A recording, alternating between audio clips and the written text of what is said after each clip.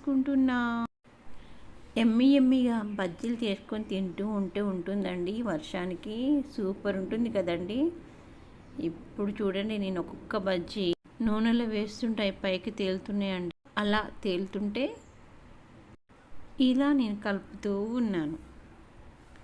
ఒక్కొక్కటి ఎలా టర్న్ చేస్తున్నాను చూడండి. అక్కడ నేను బయట వర్షం, వెదర్ కూలు, వేడివేడి బజ్జీలు, క్లైమేట్ అయితే సూపర్ ఉందండి. నిన్న మాకు ఒక వాయి తీసిన తర్వాత మళ్ళీ ఇంకో వాయి వేసుకున్నాను.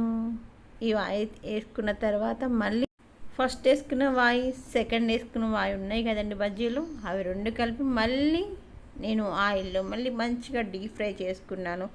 లోపల ఉన్న మిర్చి, దాంట్లో ఉన్న మసాలా కూడా ఉడకాలి కదండి ఆయిల్లో, అందుకని వేడి వేడి మిర్చి బజ్జీ రెడీ.